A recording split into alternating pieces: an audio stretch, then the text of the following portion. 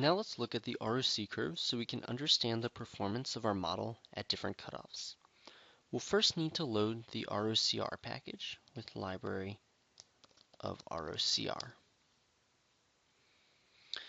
Next, we'll build our ROCR prediction object. So we'll call this object PRED ROCR, prediction ROCR. That's equal to the prediction function. The first argument is our predicted probabilities of a document being responsive, so that's pred.prob. And the second argument is the true outcomes, whether or not the documents are responsive, which is test $responsive. All right, so now we want to plot the ROC curve. So we'll use the performance function to extract the true positive rate and false positive rate. So we'll create something called perf ROCR, which is equal to the performance. We'll pass our prediction object, and we want to extract the true positive rate and the false positive rate. And then we'll plot our performance object, and we can use colorize equals true so that we can see the colors for the different cutoff thresholds. All right.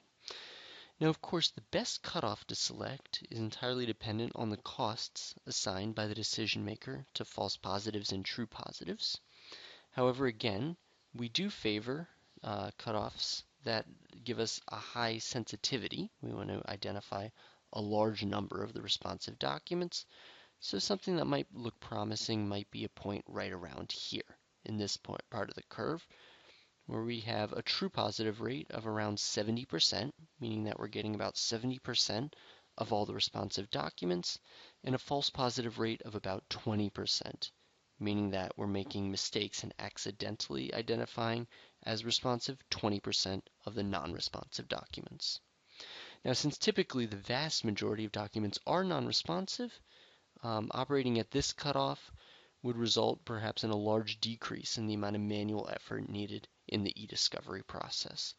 And we can see from the blue color of the plot at this particular location that we're looking at a threshold around maybe 0.15 or so, significantly lower than 50%, which is definitely what we would expect since we favor false positives to false negatives. So lastly, we can use the ROCR package to compute our AUC value. So again, call the performance function with our prediction object, this time extracting the AUC value and just grabbing the Y value slot of it.